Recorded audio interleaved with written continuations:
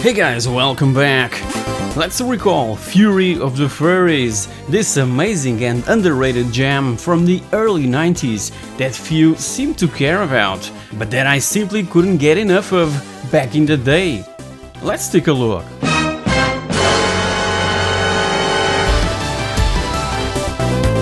Oh man, how I love this game! This 1993 platform and puzzle title, first released for the Amiga computer, was so damn enjoyable and addictive that when I moved to IBM PCs later that year, I just had to get also the DOS version. And I still remember that annoying disk swapping process that Amiga users like myself had to stand.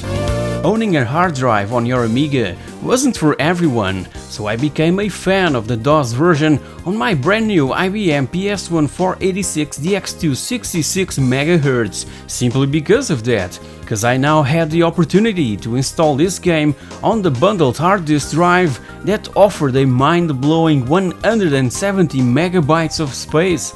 Even so, playing the Amiga version with a Maverick One arcade stick is phenomenal. A year later, an Amiga CD32 option was also available that would offer a couple more audio tracks and obviously faster loading times in relation to its older brother.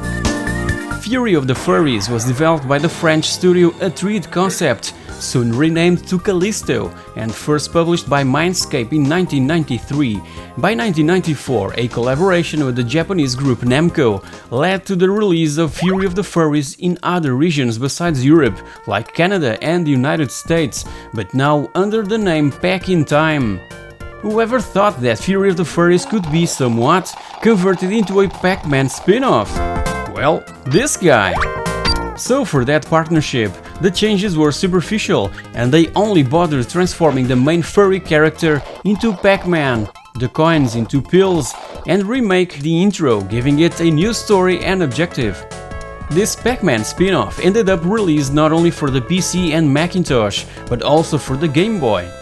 A Super Nintendo redesigned version arrived later, by 1995, exclusive to Japan, United States and Canada, featuring a new game engine, level layout and aesthetics. A Sega Game Gear version was also planned and finished, but ended up scrapped. Even so, the ROM for this specific version surfaced on the web a while ago with the permission of its original programmer, and after playing it, it's probably one of the best games on Sega's handheld.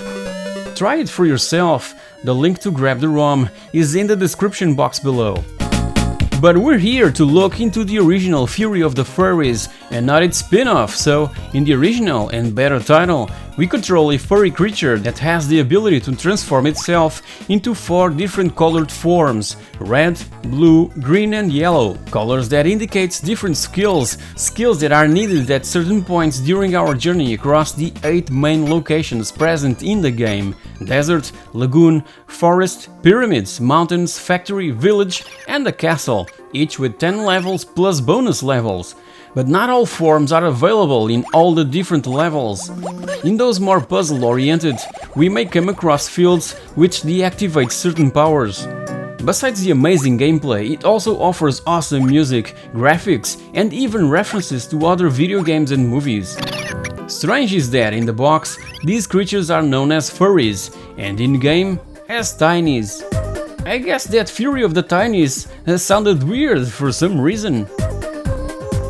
As mentioned, its mechanics are centered around switching between the 4 different colors that indicates a specific special ability.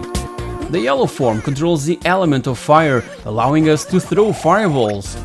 The blue form controls the element of water, allowing the ability to swim and dive underwater, along with the power of shooting bubbles that can damage the enemies. The green form controls the element of air, allowing not only the use of a sort of grappling hook to swing across the environment, but also to pull objects. Finally, the red form controls the element of earth, offering the ability to chew across walls and ground. As said, various obstacles and enemies must be overcome along the way, and the key to success was the correct use of the right ability at the exact moment as required. But going back to the beginning, the game starts with a quite weird intro, with a spaceship that crash lands in a desert, followed by space furries coming out of it. The tune playing then changes to something that sounds like the Raiders March from Indiana Jones, and a furry goes off to explore the planet. The final scene features a crystal ball that seems to follow each step of the tiny explorer, with a kidnapped king in the background. Then a language selection screen pops out, in where we can witness the inclusion of Fremen. If you recall, Fremen are the desert people from Frank Herbert's Dune books, who recycles their own urine and feces through their bodysuits. And even one of the game's loading screens indeed confirms these Dune references. As said prior, Fury of the Furries features a ton of references not only from books, but also from movies and video games. Here's some more examples. The second level of the forest stage references Star Wars by featuring a wrecked AT-ST in the background.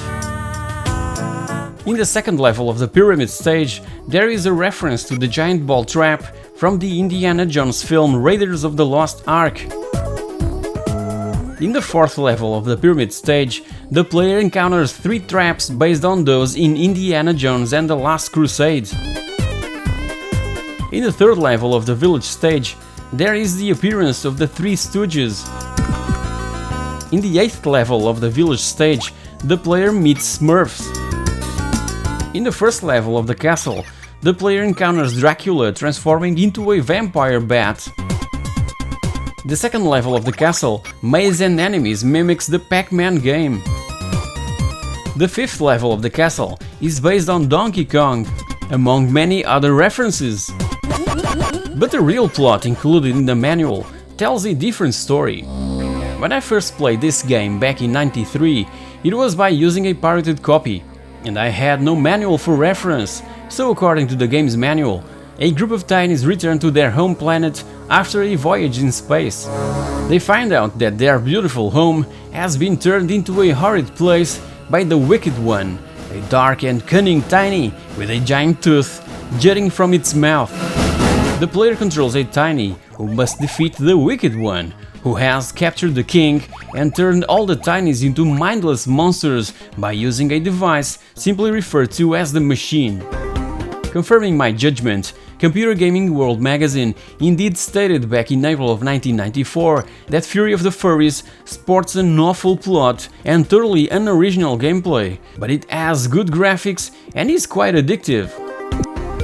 Fury of the Furries can be somewhat included in a sort of gaming series, cause back in 1991, even prior to Fury of the Furries, Tiny Squeaks, also known as the Brainies, was released, a puzzle game starring those 4 familiar and colored little furries, or Tinies. 10 years later, by 2001, Tiny's Farter was released. Yeah, you've heard it right, Farter. A mobile game in where our own special ability is to fart our way across the levels and avoid being killed. As simple as that. A year later, Callisto went bankrupt. Yeah. In the meanwhile, it seems that members of the original team are bringing back all those mechanics from Fury of the Furries and Tiny's Farter in an already announced sequel. Can't wait to try it out. Even having this awful and at the same time strange cover art, Fury of the Furries is a masterpiece and considered by myself and by PC Gamer magazine as one of the best games ever made for PC. Every single one of you should try it, if you're in the mood for some relaxing puzzle platforming, obviously. Hope you've enjoyed this episode of It's a Pixel Thing, so if you did, you know the drill. Thank you very much for watching and I'll catch you all in my next video. Cheers!